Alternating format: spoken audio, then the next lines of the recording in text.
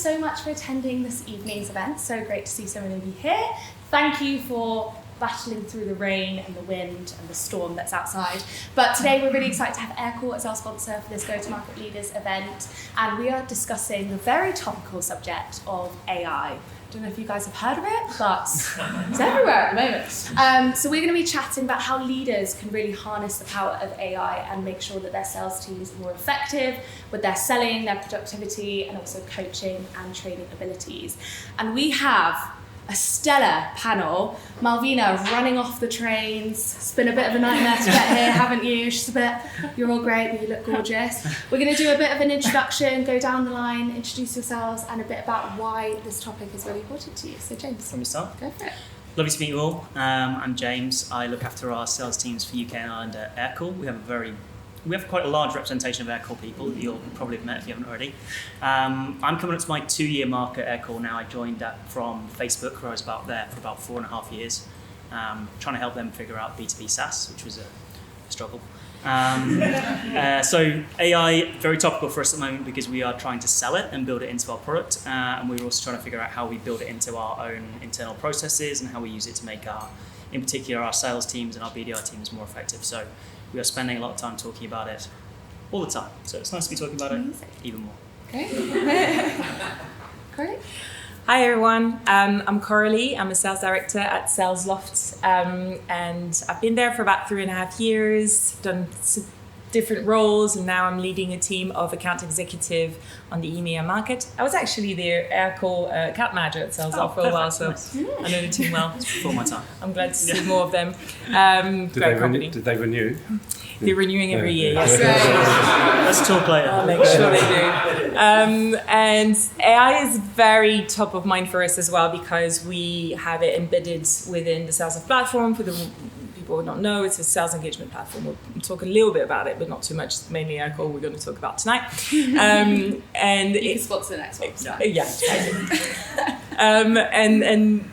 It's very interesting because we are trying to harness the power of it within our product, but also in my job as a sales director, I'm obviously using AI also every day, and not just with SalesLoft, but with our partner, whether it's Aircall, whether it's OneShot, and all the other partners that are using AI today. And I think the potential we have with it is enormous. I'm really excited to see what the future holds. Great. Gotham. Hello everyone, Gotham Rishi, so co-founder, CEO of OneShot.ai. We are a AI prospecting platform, so we basically are a fully autonomous platform, so we find leads, create messages, and do fully outbound. Company's 3 years old. Prior to that, I was 15 years in building, scaling teams. So typically, I did feel like I was at Akamai or CloudBees. So typically, just building, scaling teams. And for us, I quit my job to build an AI company. So I believe strongly in the power it holds. That's good. Thank God you believe in it. Yeah. My wife was very upset if I quit. Otherwise, yeah. We mortgaged the house. We've sold everything. The kids don't have any clothes. When AI can make them for you. Yeah. But nice to meet everyone. Yeah, really looking forward to tonight's chat. All right, over to me. So my name is Malvina, and I'm the Director of Revenue Enablement at Oyster. Oyster is a company that pretty much enables other companies to hire anyone, anywhere. So we are a fully remote company, which is great. So when I get to join panels like this one, I'm definitely super excited. I think being an enablement and working with revenue leaders, AI is definitely something that's always top of mind and topical, and finding that right balance on how to utilize it effectively is definitely something that I'm always considering. I'm sure we're going to dive into this. I think it could be a double-edged sword, but we'll explore that in more detail. But super excited to be here. Great. What a panel. Pretty strong. So I want to start with the question to you guys, because we're going to be speaking about 3 topics tonight, which is the benefits of AI on the sales cycle and process, time saving, improving sales productivity, and then the last one, streamline training and coaching for sales leaders. You should have all seen this on the QR codes that you didn't all fill out. I'm really offended. There was only like 10 of you, but I appreciate it that those that did. But we've been capturing some of your data of like what you guys are seeing within your sales teams on challenges that you're facing within these 3 topics. We are going to discuss them as humans on what we would do, what our views are on this, and then at the end of each section, because this is a session about AI, we've asked AI to provide their response for how they can help with these issues. So, a little bit of a link there for you. To start with though, I'd love to see a show of hands, just talking about these 3 topics. How many people are currently using AI in their teams to help with efficiency in your sales process? Just a show of hands. Great, we've got some fans, this is good. Yeah, put your hands up too, thank you. Second one, how many people are using AI to help with time saving and sales productivity? Okay, a bit less. Still like 6% of the room, that's all right. And then what about using AI to help with training and coaching? The least. So that's where we need to tackle. Great. So we asked you all the question, what are your main reasons for reduction in win rates in 2023? And we were chatting before. No surprising answers of lack of cash flow, leading to stricter criteria for budgets and buyers, volume and reduced budgeting, and poor account targeting. So I guess I'd love to start this conversation. James, if you want to kick off the discussion here. Hearing those things, seeming like people are really struggling with that criteria, the budgeting, the real like targeting of those accounts and mapping out and maybe being a little bit more streamlined with their approaches.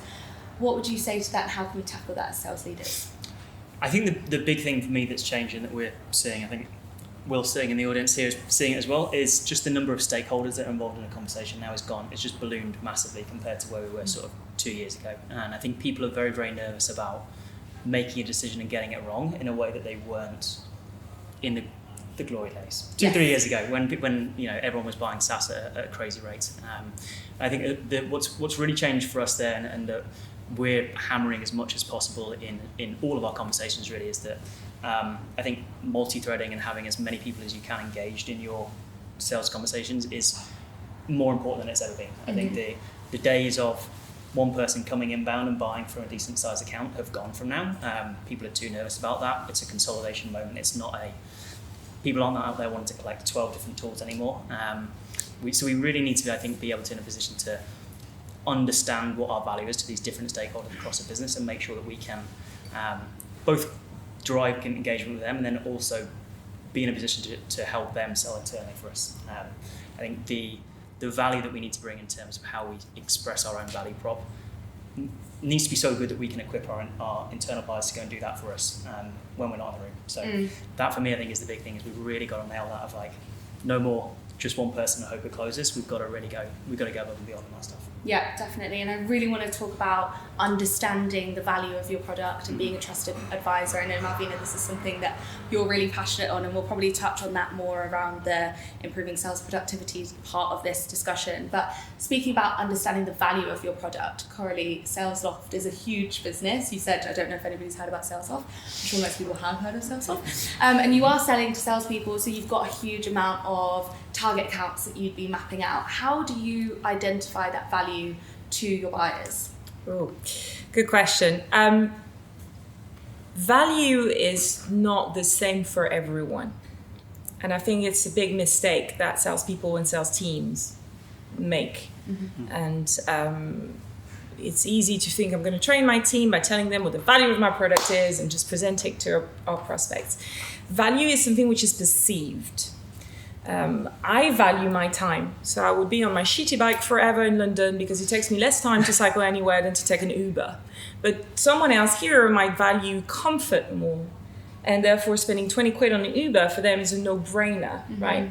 So you won't be able to pitch the same transportation methods to me and someone else who values something different, which is comfort versus time, if you haven't taken the time to ask the questions. And I think that more than ever, taking the time to have genuine conversations with the people that are trying to sort things out in a difficult market within their business is what's going to make you able to deliver that value. So, of course, we will have ICPs and understand, the type of accounts are more likely to buy us. There might be some specific events that make you more likely to be able to start conversations with them. But in a weird way, at Sales Off, we spend most of our year training our team on solution methods and methodologies of all sorts.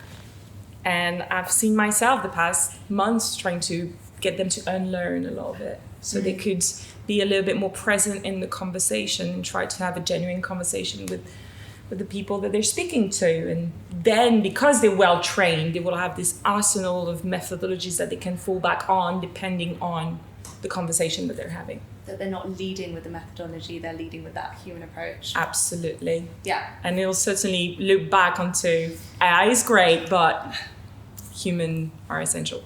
Well, perfect time to move over to somebody that runs an AI business. But you have said, Gotham, when we had our prep call, you went, sales is human and will always be human. But with the whole influx of AI tools that people are using, do you fear that there is that risk that we're going to reduce the amount of human interaction that we're having, that human touch that people are giving, that people buy from people? They don't buy from robots. It's a hard one. I wish you gave me a hard one. No, That's why we've got you on that.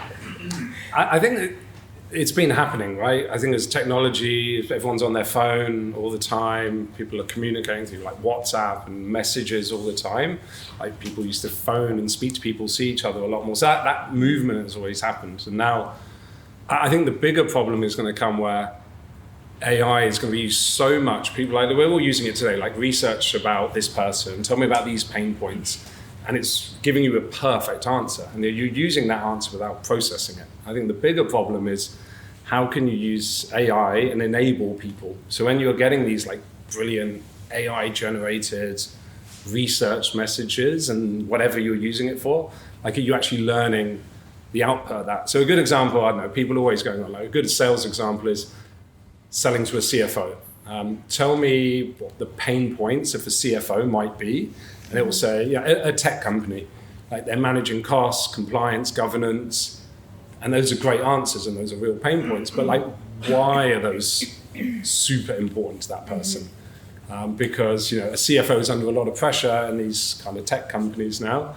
So I think the human interaction is important. It will always be there. I think it's important for us as humans to like learn what the machines are telling us and processing that. Otherwise, if we'll end up in this copy paste, and we'll never learn anything. I think that's probably one of the bigger problems I think we'll face. Yeah. It's almost as if the person sat to your left is in enablement because you said it's about enablement. Yeah. Malvina. I want to add one thing to Yeah, that. please. I was going to say. I think it's an interesting phenomenon because if you think, even if you drive a car, right, you will always put the destination in the GPS wherever you're going. And we have become so reliant on sat-nav to get us to the location that actually many of us probably couldn't navigate the roads normally without it.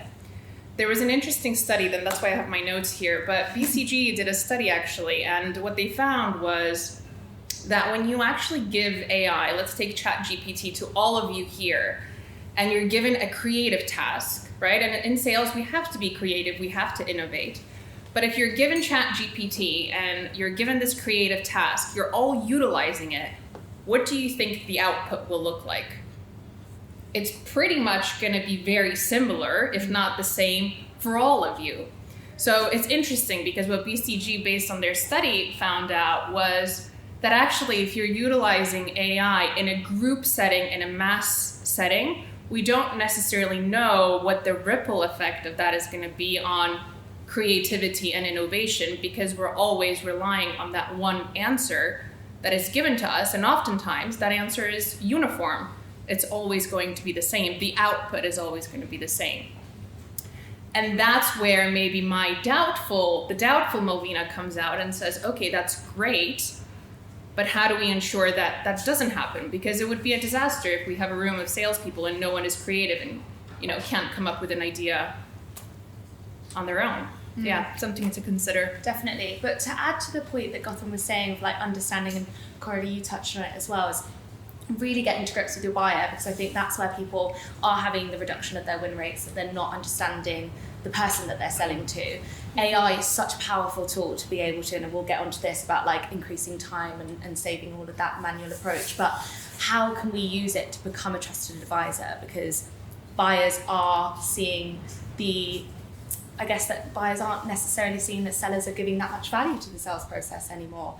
Not to be stat heavy, but Gartner had that report that said 72% of buyers want a rep-free experience because they're not bringing anything to the table. So how would you say, Malvina, from an enablement perspective, that sales teams can really go out and map their buyers? Yeah, for sure. I mean, you can definitely utilize it to do that research beforehand. I think my biggest pet peeve and something that annoys me is when I jump on a discovery call and I'm literally starting from ground zero. We had this discussion many times with Izzy in the past, and I actually think that maybe as sellers we have become complacent and we have become a little bit lazy, and we actually don't do the groundwork that we used to do or other sellers used to do in the past. But understanding the industry in which you operate, in which your customer operates, and understanding really the challenges in the industry at the moment, if you're able to bring that into a conversation, your credibility just goes from here to here. And obviously, if you're leveraging something like AI, it will take you probably 3 minutes to get a pretty concise and good summary of what's happening in the industry that then you can share with your buyer. One of the challenges that you all put in the survey when you were networking was the lack of budgets and reduction of budgets. Coralie, how are you tackling this in your team at the moment? Very badly. So, no, I'm joking. Discounts is the other answer I could have given. Anyone wants cheap sales after? It was last week or end of quarter, so too late. It's Q4 now, though. It's Q4 now. So January is the good time to negotiate. It's a really tough one. And again, we go back to that value proposition, right?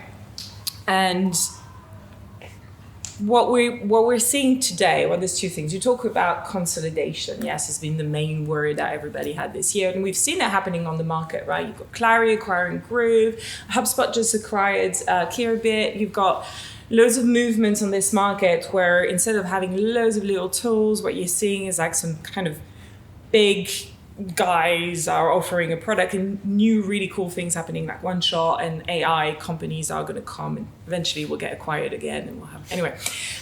So once this wave has gone, there's going to be another conversation around driving the most value out of your existing tool.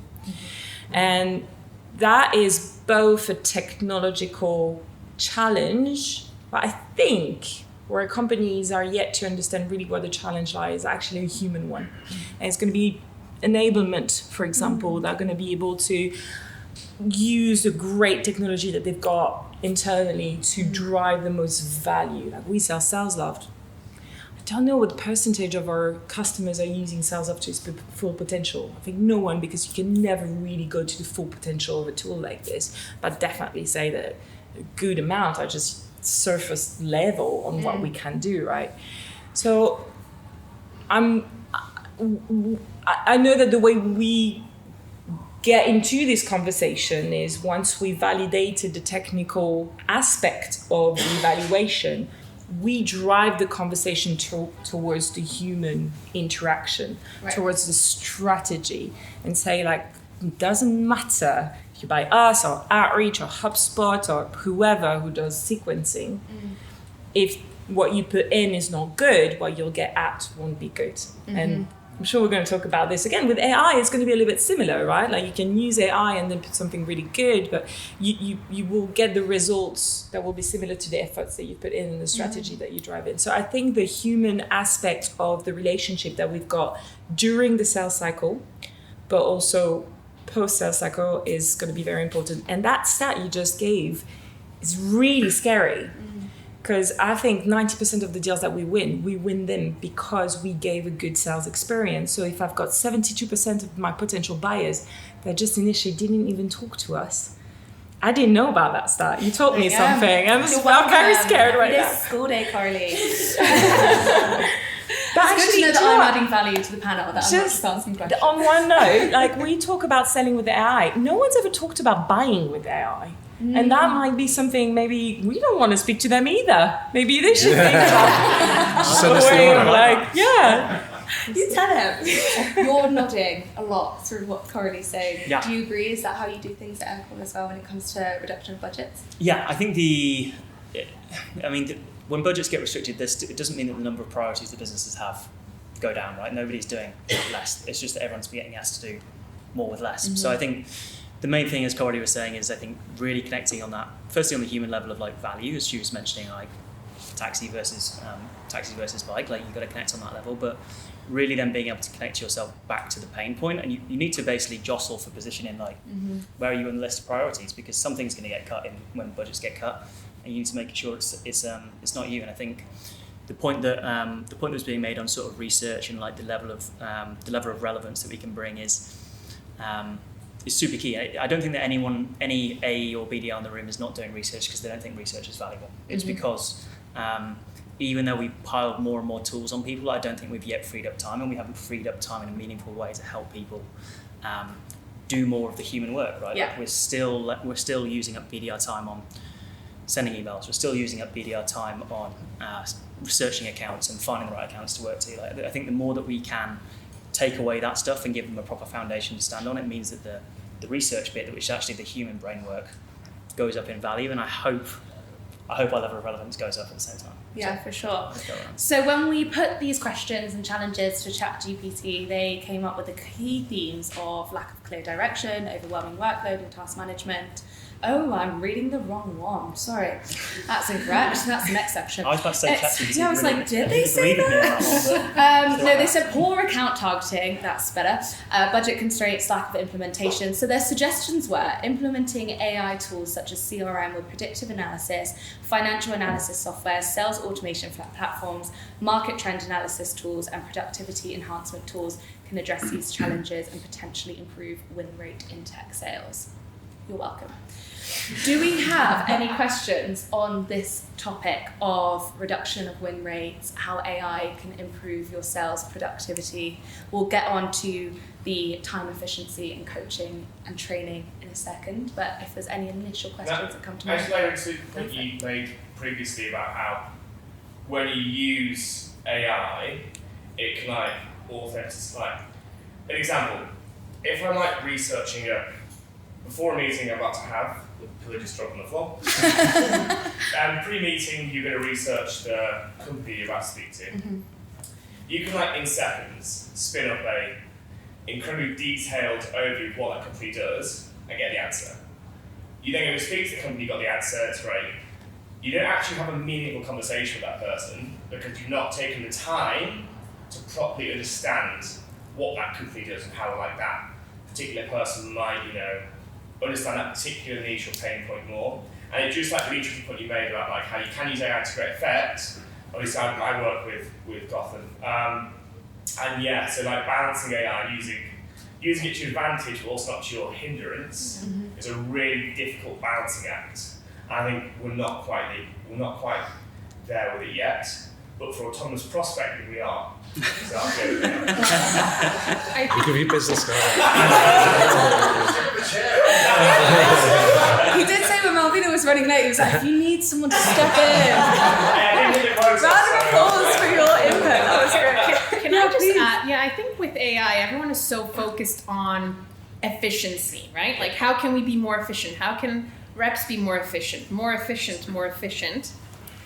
But very rarely I actually hear the conversation focus on how can we be more effective? Is this effective? Is it effective the way that we're communicating? Like, we're all talking about efficiency, but maybe there comes a point where actually you need to flip it because you might be more efficient, but it doesn't necessarily mean that you're more effective in what you're doing.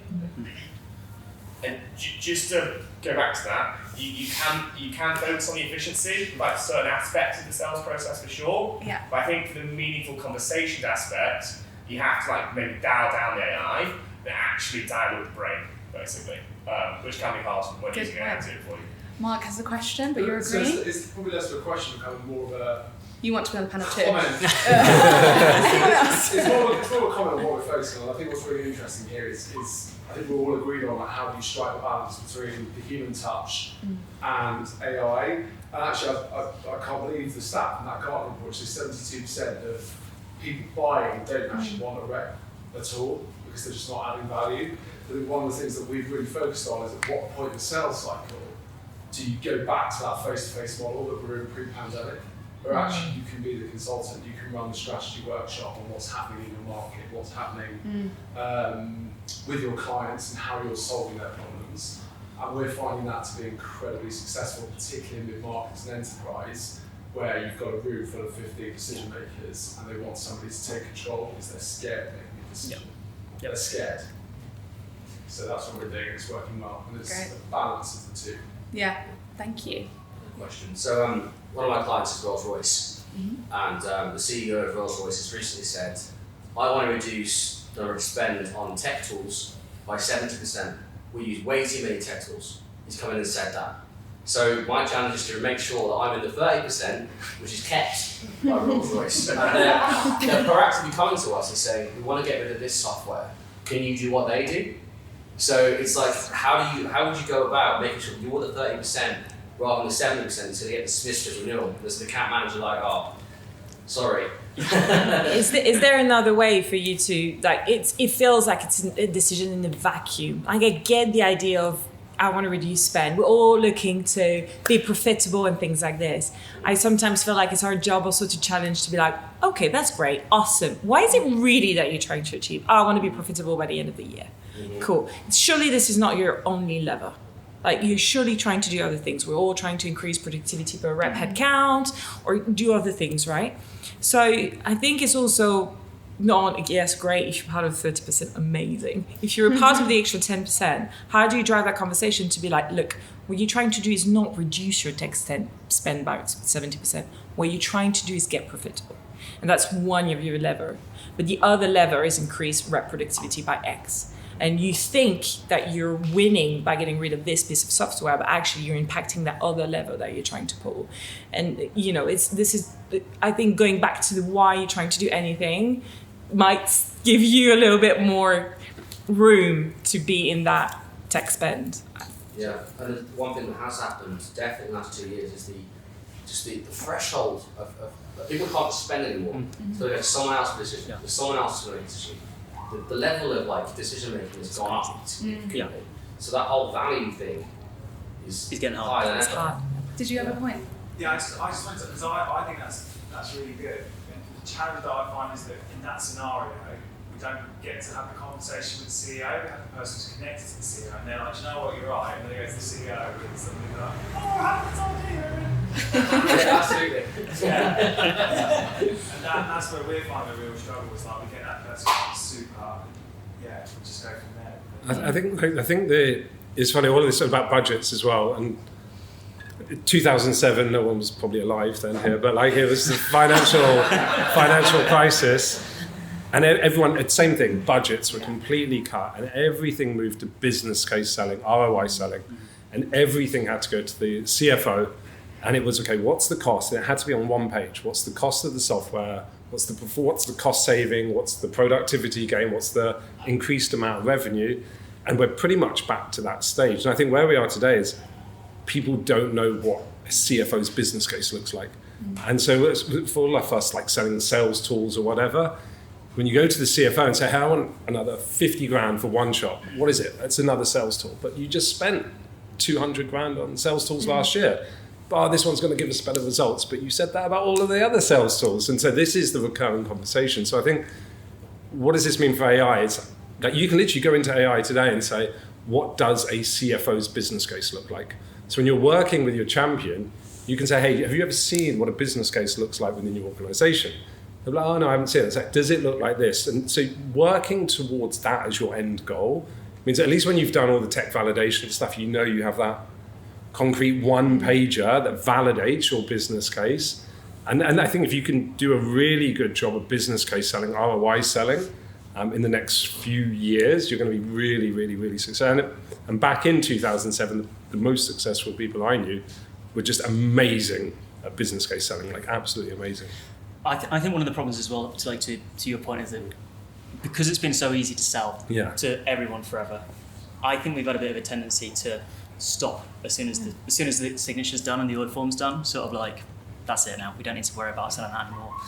The contact that we had was fine because they signed the order form. But I think we're seeing, like, I assume we're not alone in that B2B SaaS is finding it hard right now because we haven't done enough of engaging, going deeper into accounts, figuring out, even though they're a customer, who I should be talking to here. Is this still the right person? Has our champion gone and we didn't notice? I think all of these things are biting us a little bit, and I think that's going to be something that we all have to get much smarter about. Is like the sale keeps going. We can't stop. On the topic of our next talking point, which is time efficiency, let's just move through to the second part. But great points, and love the questions. Thank you so much. We'll keep them coming throughout. So the second part where AI can be really effective is helping reps be time efficient. So when we asked all of you in the networking questions, your answers were lack of integration / workflows, lack of synchronicity between tech stack, meaning time is wasted on manual tasks, and playbooks are not created, followed and integrated on, no clear goal or sense of next best action to take, no idea where to focus attentions. So some of the examples. And Coralie, I want to go to you first because the second point, which says wasted time on manual tasks, I know that this is something that you're really passionate about utilising AI for. So do you want to explain a little bit about how you can utilise that? Yes, I didn't want to pitch tonight, but I have to say that every single one of these things is the reason why we SalesOff recently released something that we call Rhythm, and it's powered by AI. And the whole idea of Rhythm is to fix literally every single one of these points, where you've got cadencing tools that are telling you, how to take your best action, but it doesn't tell you. It makes you efficient, but it doesn't make you effective. To go back to what Melvina says, and what our AI does at SalesOff is actually brings you to the next task that's going to be the most efficient based on signals of the rest of your tech stack.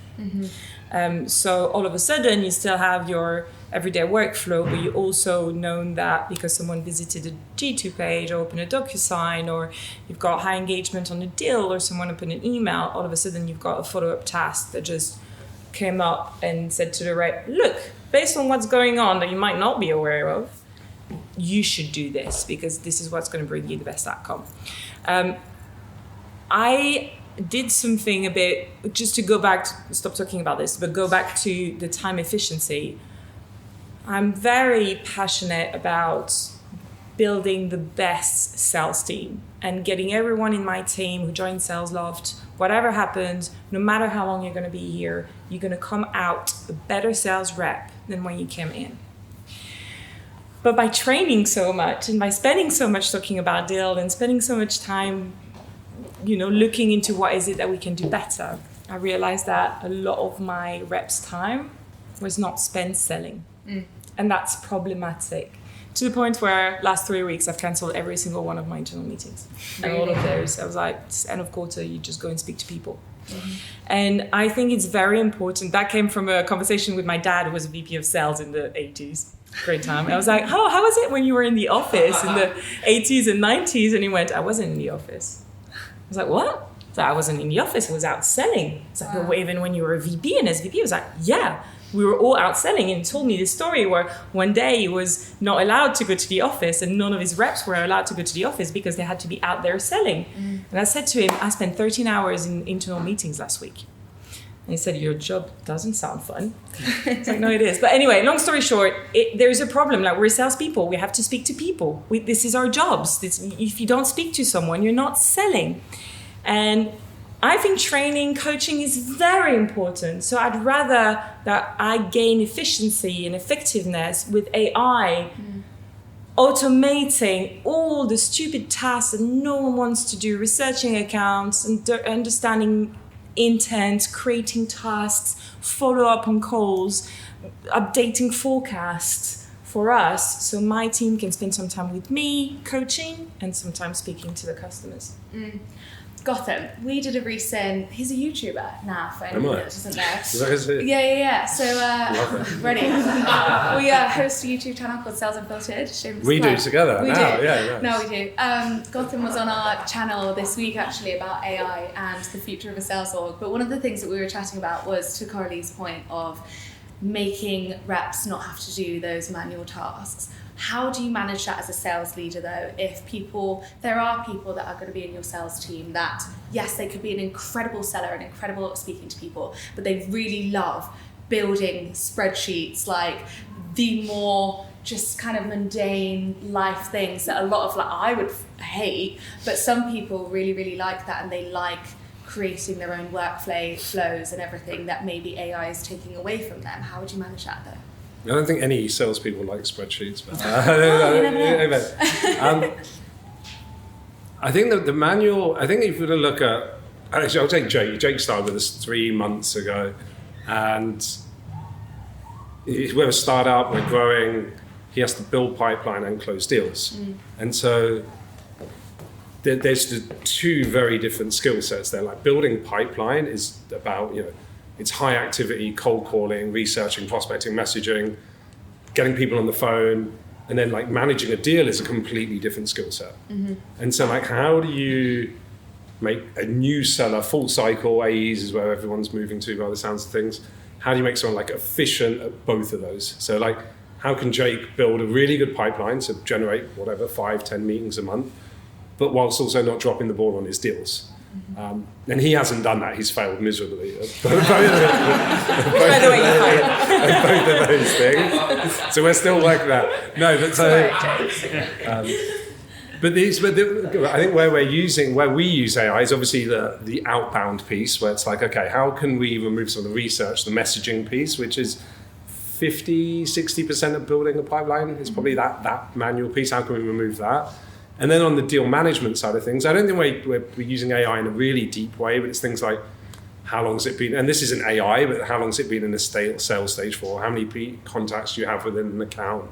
Have we qualified the pain points? So how can you be efficient at the things that matter? Mm-hmm. And so if Jake turns around and says, I spent 7 hours researching 5 prospects, like that's not a good use of his time, right? Mm-hmm. So I think it's for every person is different. So you'll have like a super high quantity person who will send hundreds of messages, but they will suck.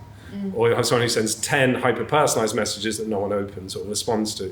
So it's really looking on an individual basis, like what are people's strengths, weaknesses, where can we deliver the biggest results? Mm. And then what can we automate? Like if he's saying, I'm spending 3 hours reading an annual report, I'm on their LinkedIn page, I'm reading Glassdoor reviews, you can automate all of that today. So it's picking the use cases, it's understanding where you're wasting time. I think those are the areas, and that's different for everyone. I think the individual needs to take ownership of that as well. Mm. And Malvina, from an enablement perspective, how would you advise reps to be splitting their time to make sure they're as efficient as possible when mapping out accounts, doing their research? What would you say that split should be and would look good? I think everyone, and this is something actually that we're really big on at Oyster, everyone has to have a really, really strong operating rhythm. And what I mean by that is really plan out your week and make sure you have those chunks of time to ensure that you're doing the activities that are going to get you to that end goal. Now, for a lot of businesses today, what are those big things? What's the biggest thing? Pipeline generation, right? And that's both on the BDR side, but also on the AE side. A lot of... Oh, that's good. AI. Focus on pipeline generation is equally as important for BDRs as it is for AEs, who are also expected to bring in their own revenue and are no longer just sticking out their hand, right, to get the good leads every single week. I don't have a definite answer for you. I think it really depends on what the priorities are. But if your priorities are generate revenue and bring in those leads and really focus on pipeline generation, you need to ensure that you have that blocked out in your calendar every single week. Now, one thing that we've been doing, and I'm curious if if some of you here are doing this, right? But on a Monday, we actually get reps together to commit to a number of activities that they're going to do and how many customer meetings they're going to book and attend in that week. On a Monday. On a Friday, we get everyone together and say, what have you actually delivered, right? I don't think a lot of organizations are practicing that. You might think, well, that sounds old school, right? Like that sounds, the pressure is on. But actually, because you're doing it in that collective environment, people feel that they have to I said I'm going to have I have to bring in those 3 meetings this week, right? Because all eyes are on me. Yeah. Hold yourself accountable. Yes. Definitely. And also, salespeople are competitive. That's why you're in the industry. So they want to compete against their peers and be like, no, you said 5, I'm going to do 6. There you go. But yeah, I think that's a really good point. So I'd love to hear from you, James, about the talking point here about playbooks not being created, followed and integrated on. What would your advice be for leaders to look into their teams and how they can ensure that this does happen and maybe utilize AI to increase this? Yeah, I think the point that everyone's made is, and I think probably every organisation is doing it right now, is because we're in this, it's a squeeze at the moment. Everyone is asking the same people to do more stuff, right? And that means A's now have to self-prospect. It means BDRs have to self-prospect even more. It means that we're blending every role a little bit. We've lost the specialisation that we had a few years ago, where it was very clear on what your job was, and that the first thing that will happen, I think, at least on our team, when you ask an A to prospects, is they'll spend 3 hours building a list, going into Sales Loft, writing different messaging, no emails get sent. So I think having those playbooks of which are the accounts we're going to go after here, what's the messaging that you're going to use, who are our key personas that you're going after, what are the talk tracks and what are the hypotheses we want you to turn up with when you send an email to these people, makes a big difference there, and sort of removes excuses for starting from a blank piece of paper every time you do that stuff. And I think the real benefit for AI, and we've sort of said it already, is that we all have plenty of data now. I don't think anyone is short on data at this stage after sort of 10 years of SaaS proliferation. But what we don't have and what we don't surface up to reps in an easy way right now is what to do with it, and how quickly you can act on that stuff. And I think that's where it's going to really now kick into gear, is we have enormous amounts of emails we've collected. We're collecting enormous numbers of phone calls, right?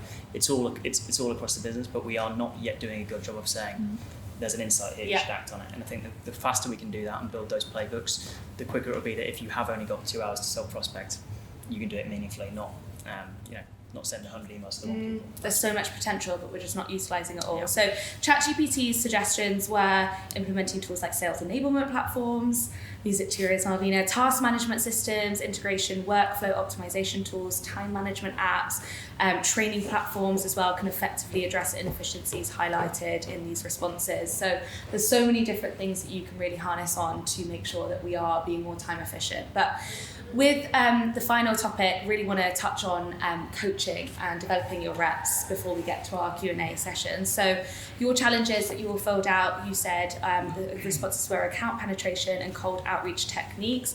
These were areas that you'd like to train and coach your reps on. Also AI and time efficiency, to our point of we've got this tool, so how can we actually train our reps to be effective with it, and objection handling as well. So James, you have a new tool out at Aircall. We do, thanks for mentioning it. Yeah. We did, it's quite an easy one to pitch though, actually, because it's actually genuinely useful, so that's good.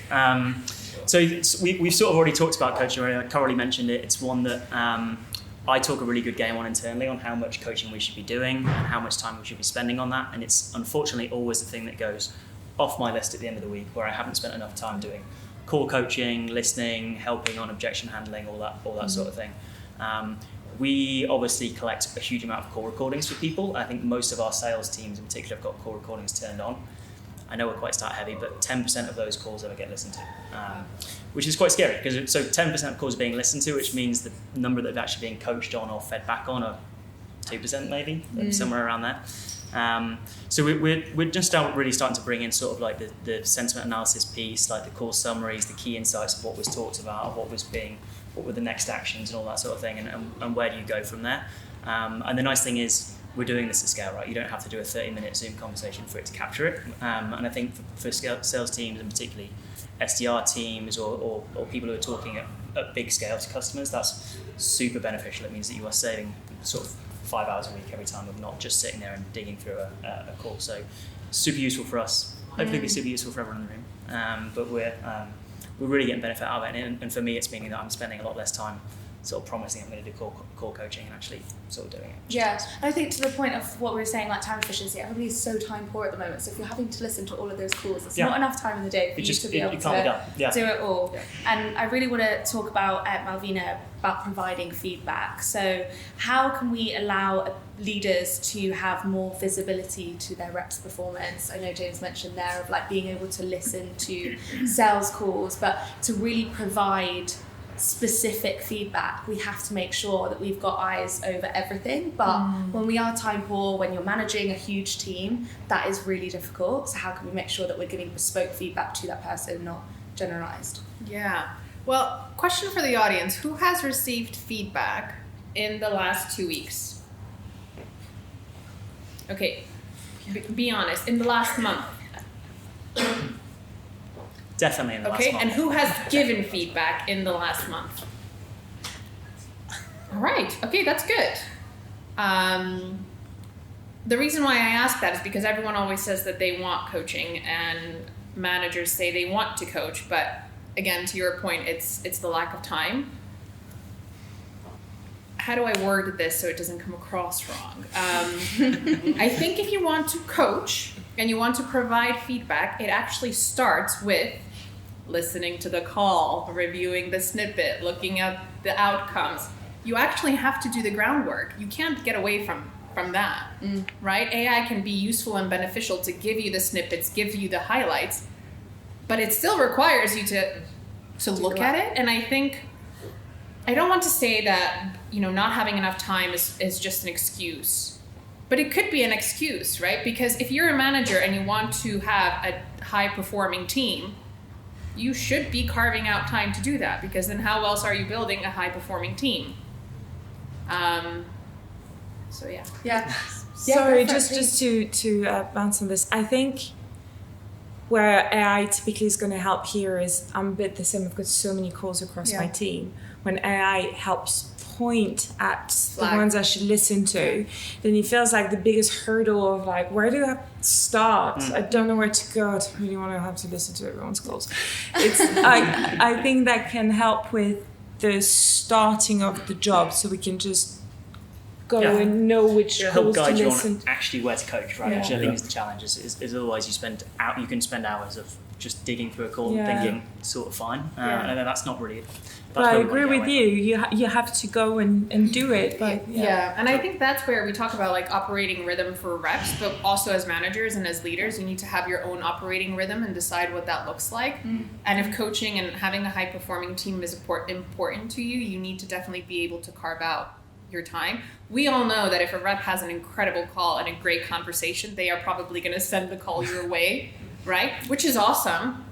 But you also want to look at the conversations that maybe didn't go so well, where there was lots of objections, where maybe price and budget have come up, to be able to say, well, look, next time this happens, what would you do differently? How would you approach the scenario? Have you considered this? Have you considered that? So definitely being pointed in the right direction is important. But again, you have to do the work. Yeah, definitely. I think that's a really good point. And feedback is so important to give, but also to receive. So I like to see the show of hands of like who actually receives it. But Gotham, I know that you're very passionate about utilising AI to mean that you don't have to have so many, and Coralie mentioned she wiped all of her team's internal meetings, but one-to-ones, something that people could have a bit of fatigue with, doing them how many times a week? Like, do you do them once a week, multiple times a week? And you feel quite strongly, I know, about this and how you can utilise it to maybe be more efficient with that time, with that one-to-one. Yeah, I think I went through a period where I first went into leadership. I think I was 29, first time in leadership, built like a 16-person team in 6 months. And so it was like 6 BDRs and 10 A's. And it was just incredibly overwhelming. I'd never been in management before. And so suddenly you're like enabling people, training people. And as a leader, you end up, I was ultimately, I had a revenue quota, I had whatever that quota was, $1 million a quarter. So all of my attention just went to what are the most important deals happening in that quarter, who needs help on those deals. So that meant probably 70% of my team were just ignored. So the poorly performing reps, I couldn't even spend any time with, because it's like, okay, I need to do loads of coaching here, but I just don't have time. And so you would give really quick coaching, you're doing a shit job on that deal, or you were just running to like, I need this deal. If this deal doesn't happen, I'm going to lose my job. And so I think this is where like having AI in that situation for me would have been really helpful, because it could have been like Jake can't qualify. Jake can't prospect. Gosh, you're really good. Wish you didn't come now. But it could have helped me in those situations to like coach on the specific things that individual needed. Yeah. Well, I don't think I was able to do that, but I think you can now look at call recordings, emails, pipeline data, how long it's been in there for, to say, okay, work with this person in a certain way. And then again, I think we had this discussion. I think you said you liked having your one-on-ones and you enjoyed those sessions. That's very specific. You're kind of like that type of, there's 50% of people probably don't like one-on-ones. They don't take criticism well. Yeah. So like AI can like help coach leaders to give better feedback to their team members as well. So I think those sorts, especially for like leaders who are just coming up, AI can be really useful. You can speak to AI sometimes very more comfortably than you could to your boss. Like if you're like a bit, oh God, if I ask this question, I'm going to look stupid. AI won't know. It does know, but someone's always watching. But I'm really glad that you brought up that point. And before we get to the questions, I wanted to end on that question with you, Coralie, of that human approach, because it is something that I said. Like I think as a leader, there's so much more to your rep of why they're not performing, more than just their targets are really hard, budgets have been cut, it's a difficult time out there. There are personal factors, there are things that are going on outside of their life and their job that as leaders in those one-to-ones, you are able to have that, as we've said, human approach, that contact time with them, understanding a bit about them. Like we do a scale every day when we do our check-ins of like, how are you feeling, 1 out of 10? Rate yourself, and like if you're a 2, you can be a 2, but it's really good for our managers to know, oh God, there are 2, like I need to give them a bit more attention. So how would you, Coralie, say that you can counteract this, like utilising it to be productive as a coach and a leader, but also still make sure that you are having that one-on-one time with them and just chatting to them? Yeah, and just for the record, it was just an end of quarter thing. I'm still having one-on-ones with my team every week. I like speaking to them. You haven't turned up in a month. I haven't seen them for 3. It's a really good question. And again, AI is fantastic in so many ways. We discuss how it's going to help us be more efficient, effective, save some time in so many tasks that don't need our attention, our reps' attention, and help us focus our energy where it's essential and help do a little bit of the job so we know where to go. But the human side of things in sales is so important, whether it's the sales experience we're delivering to our prospects, or whether it is the relationship we have with our manager, how we're feeling. I think that the employee's engagement, whatever job you're doing, is going to be very much linked to your ability to be productive. But I think that in sales, it's more than any other department, because you're having a human connection. And when you don't feel good, when you don't feel motivated, well, you don't really want to go and fight for that budget. You don't really want to go above and beyond to multi-thread. You don't really want to go and build an ROI calculation, because you just don't have it in you to go and fight for something that you think is yours. So keeping your team happy is very important. I'm quite new in this management gig. It's just been over a year, and I'm still trying to figure out the right approach between the emotional side of thing, and I'm your manager. And what I like with AI helping me with coaching is it helps me as a young manager take away that it's not just my opinion. I'm not just telling you shit. AI is saying no. It does help having the conversation, because there's something which is a bit more around data, around let's look together at the system. Yeah. Let's look together at what AI said. It picked up that during your call you seem to be talking less than any other rep, and it leads to a lower win rate. Do you think indeed that this is an issue? Well, should we talk about this, etc.? So I think it helps having this conversation and removes a little bit of that, oh my God, my manager thinks this, or I don't agree, or we have to agree on it because we've got systems that allow us to have a source of truth on which we can build that relationship of respect, of coaching, of making sure that we're here to be successful and happy. Yeah. Great answer. Well, what a great way to end the discussion, and ChatGPT's answers that backs up what you said, so it's not just from you, agrees with everything. They say as well, what's really interesting is like customer analytics software can be used to really understand your customer. I think that was an interesting point. Objection handling simulations, AI-driven coaching tools as well. So there's so many things out there that hopefully from this discussion today that you can use to the full potential. Aircall's new software as well, go check it out. But do we have any questions from the audience around these topics? Yes, Lauren. James, I know you said about the roles at the moment for SDRs and A's being a bit blended. Yeah. What are your thoughts on the role of the SDR and the longevity of it? And I don't mean like suddenly getting rid of SDRs, but it all being about having more AEs, because A's now generating more of their own pipeline. So do you think we'll go into a process where it won't be SDRs, it'll be loads of AEs focusing on that selling that we were discussing? Yeah, we're actually having this debate internally at the moment as like what's our long-term model there. For me personally, I think that you're never going to get away from having a specialized role focused on doing things better. Sorry, Jack. You're never going to get away from doing this stuff properly and having a full-time job of prospecting, really understanding the accounts you're reaching out to, particularly if you're sort of upmarket and focused on a small number of book of business, right? Like you're never going to understand that in the same way that somebody who's really dedicated at that can. The problem, obviously, when you start being an AE is customer meetings start landing in your calendar, right? Like other things happen. You have a billing escalation. Like your porting doesn't work in some cases. Like stuff breaks, and I think you always end up like back on. It's really easy to get dragged out of that stuff, and it's a bit like I think it's like the A's call coaching, right? Like it's the thing that if you can get away with not doing it, it's the bit that's going to come off your to-do list, and you'll worry about that coverage the next day. So I think it's absolutely right that we should be putting the expectation on A's that you should be prospecting and you should be generating a certain amount of your pipeline yourself, because I think the days of us having huge sort of 2-to-1 ratios on BTRs to A's is gone. But for me, I think that sort of specialization is really hard to beat, particularly if you give them the right tools. Yeah. Great question. Any others? Yeah, go for it. Steve, one we haven't mentioned is feedback to product.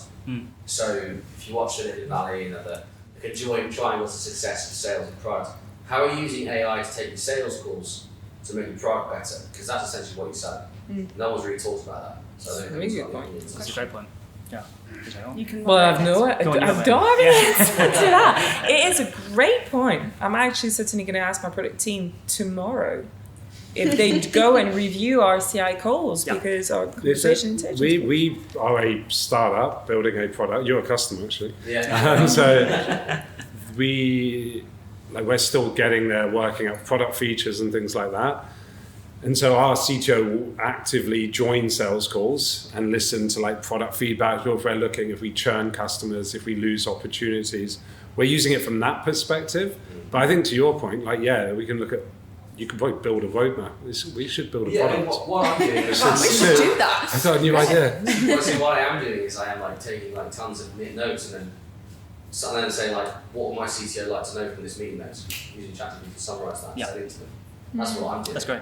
Yeah. But like, I just think that's a massive thing, because if you're selling this product, which if you're going to have 30%, Rolls Royce, you're getting rid of 70%, you need to know what's wrong with it, what's going to be better about it. And that's like. I think products will always complain about sales a lot. In a lot of companies, they'll be like, that's just a sales guy complaining about the deal or this. So I think having that direct feedback is like in a call, right? Yeah, it's a really good way of doing it.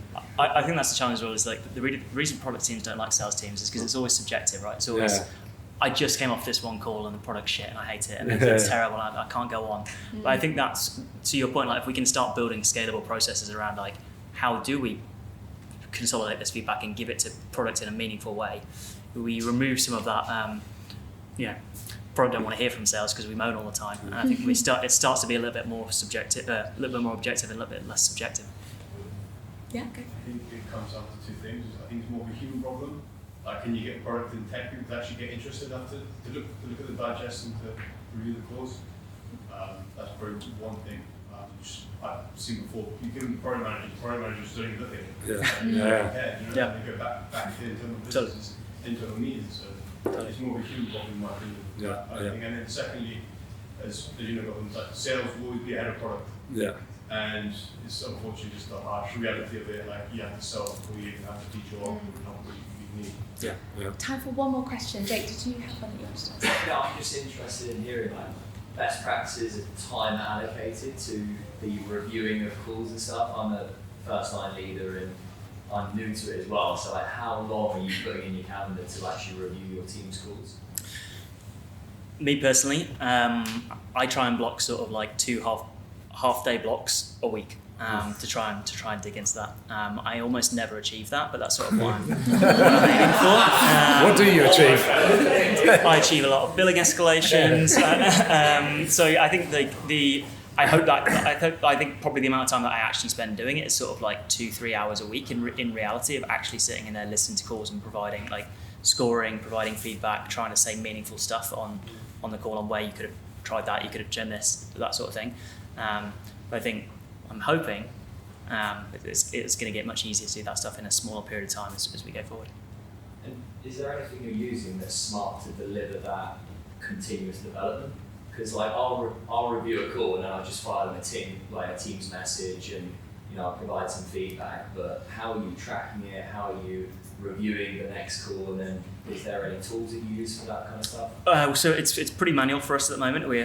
Aircall's building it, but at the moment we really just work on sort of a scorecard spreadsheet effectively to say like rather than it just being sort of a subjective bit of seemed good, well done on that one, you said the right things.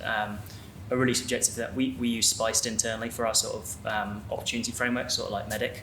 So we built scorecards based on that to sort of understand, have you qualified this properly? Have you understood the pain points here? Have you really nailed who's the economic buyer, all that sort of stuff? Have you dug on compelling events? So at least then when you're listening to calls, it gets a little bit more consistent each time, and it's not just sort of stick it on 5x and say you set next steps, which is really easy to do. Hopefully that was helpful. But thank you so much to our amazing speakers. Can we have a round of applause?